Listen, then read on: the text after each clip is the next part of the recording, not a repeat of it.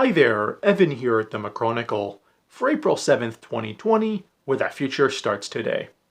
Have some updated Canada unemployment stats as of yesterday.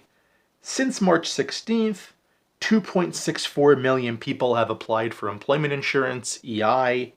110,000 of those were yesterday. Then on top of that, you have the Canada Emergency Response Benefit, that program where if your income was directly affected by the virus, you're potentially eligible for up to $500 a week for the next 16 weeks. 532,000 people applied for that yesterday. So doing the numbers here, that's close to 3.2 million applications, which essentially means Canada's unemployment rate, forget 15%, it's closer to 20% now.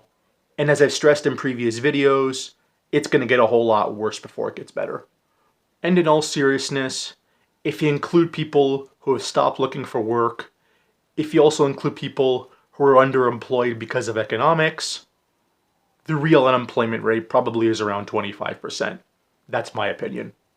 Now, while we're on the topic of unemployment, let's cover small business for a second.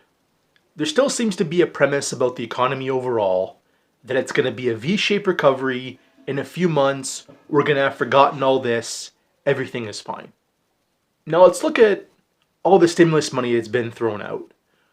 Whether it's all the stimulus money the Canadian government's put out, the Canada Emergency Response Benefit, and in the US, all their stimulus money, the small business loans, the checks that are about to be sent out to people.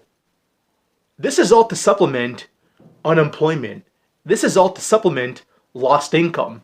There's nothing in here that's going to satisfy the fixed costs of a business, which, with many, of course, because of the shutdowns, having zero sales right now, those fixed costs are still going to have to be paid every month. And remember, too, a lot of small business owners didn't have more than 2 weeks worth of savings. I mean, best case scenario right now, we're going to be back at work when? End of April? That still means for over a month, they've been out of business. And with things not going back to normal right away, how many are going to make it? Let me rephrase that. How many aren't going to make it? It's going to be quite a few. And then on top of that also, if you're already close to retirement and knowing even when you come back to work, it's going to take a very long time to get back to normal, a lot of people are going to hang it up too. If you're close to retirement, there's a lot of businesses at that level that are going to say, screw it, I'm retired, I'm hanging it up. Expect to hear that too. In fact, it's happening already. Again, any of the stimulus been announced? Any of the special initiatives been announced?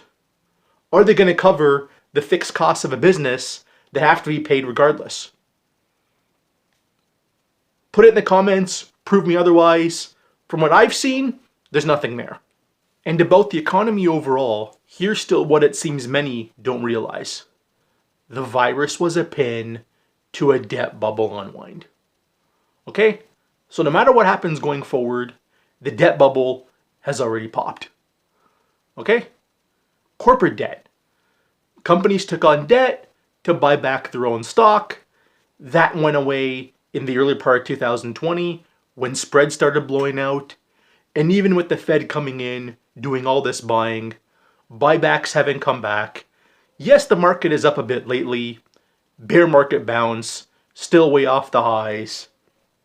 And although many aren't saying it, we still have another leg down. This bubble unwind, this economic downturn, is not nearly priced in yet. Okay? Again, could be completely wrong, but the way I see it, the more people call the bottom, it means it's not the bottom. Okay? That's all I'm going to state on that part. And now let's transition into real estate, namely commercial real estate. Of course, big box tenants announced the April 1st rent strike. According to the CEO of the related companies, that's Stephen Ross's real estate firm, 26% of retail tenants paid rent in April. There you go. They know their landlords are in a massive amount of debt, hence the commercial real estate bubble, and the tenants now feel like they have the upper hand, knowing they haven't had any sales, in many cases, for many weeks now. Okay? That's all that's going on there. And while we're on commercial real estate, let's look at office space for a second. it looks like many companies now are going to get away from that prime office space downtown model and going to a work from home model. Here's an article that came out yesterday. 30% of jobs can be replaced by work from home. Now, are all 30% going to be replaced? No. But obviously, many are going to be. So it's going to take a while to see how this plays out, and it's something to keep your eye on. Now, if we're talking real estate, it wouldn't be talking real estate if we didn't get into the big kahuna. Housing. Look, at the end of the day, as I've said before, and I'm going to say again, game over. It's done, okay? In Canada alone, why do you think mortgage rates are going higher as the Bank of Canada has cut rates? It's a repricing of risk. Lenders now know there's a much bigger chance that mortgages aren't going to be made whole. And again, preserving capital for future losses coming down the pipe. That's exactly what they're doing here. And when it comes to HELOCs, Ben Rabideau mentioned this on a recent live stream with Doug Hoyes. By the way, it's close to an hour long. You're fully going to enjoy it. I'll leave a link in the description down below if you haven't watched it already. And what he mentioned within that live stream is how they're going to reprice risk within HELOCs themselves. Again, moral of the story, that's really what's going on here. If you want to find out how they're going to do it, I'll leave a link to the video in the description down below. And by the way, I agree with all the assertions made. And another thing while we're on the topic of real estate, how much pumping have you heard of real estate in the media the past week or so? And remember, early last week, I did a video warning of all this. It's carried on into this week, and do expect to hear more of it going forward, by the way. All the pumping you're hearing about real estate in the media, oh, everything's fine, it's going to be a little dip, we're not going to see it, everything's going to turn around. Look, they're only doing this because they're desperate, okay? I mentioned it before, I'll say it again, I'll put a link to my previous video on this. They're doing it because they're desperate, they know what's coming, okay? That's all there is to it. And this whole thing about debt, remember, HELOC growth has been slowing since about the later part of 2018. And as I've mentioned many times on this channel, the Canadian housing market was and is the Canadian economy. So to these people out there that are saying, the virus is the only reason why we're going into recession, well, mention to them, the economy's been slowing. In fact, real retail sales in Canada have been slowing since the later part of 2017.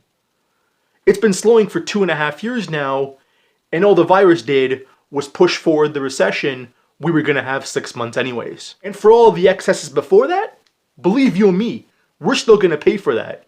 And that recession we're going to have down the road in 2021 is the recession we were going to have in the fourth quarter of 2020 anyways. So once everything gets back to some semblance of normal, whatever it is, we have our bit of a pop and then fall back right into recession afterwards, which we were going to have anyways. Okay? I'm tired. I'll leave it there. That's all I'm going to say.